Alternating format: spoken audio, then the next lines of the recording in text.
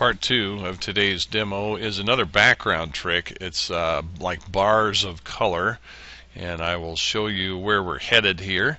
Obviously, in this example, I've used shades of green, starting with a darker shade and going up to a lighter shade.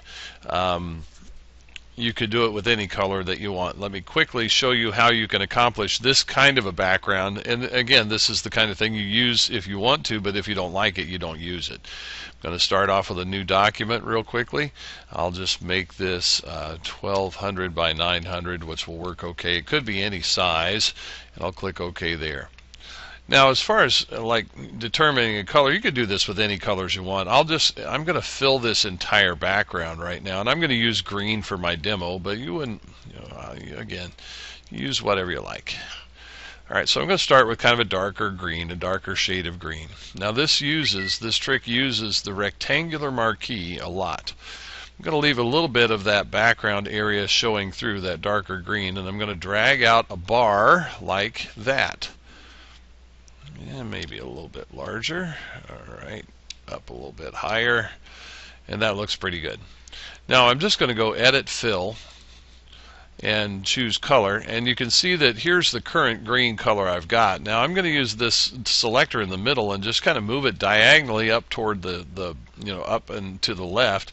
And what that's going to do is just give me progressively lighter shades of green. Now you could do this like a rainbow if you wanted to, but I'm just going to fill that box with a little lighter shade of green. Now I'm going to drag another bar across there, and I'll do Edit, Fill, and Color.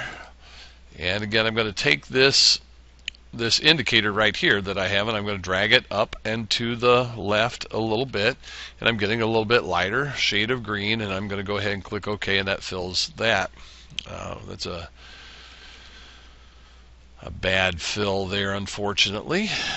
So I'm going to try that one more time real quick. I'm just kind of eyeballing the size of these, and we'll do Edit, Fill, and OK. All right, now I got my lighter shade of green. Make sure I deselect here, and again, you'll see how this works. I'm just going to drag out that bar. I'm going to go to Edit, Fill, and Color, and I'll make it a little lighter shade of green, just moving up in a diagonal to the left kind of manner, and I'll click OK there. Got a little lighter shade of green, and I'm going to fill in one more. I'll do a little Control D to deselect there and get this top section, and we'll do Edit, Fill, and Color, and we're almost to white now. It's a very, very, very light green, and I'll click OK there. Deselect that. I'm going to minimize this down and bring it back up once, and you'll get rid of those where the monitor didn't refresh.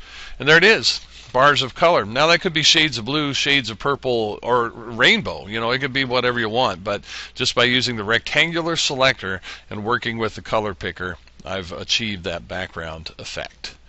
That's it for part two.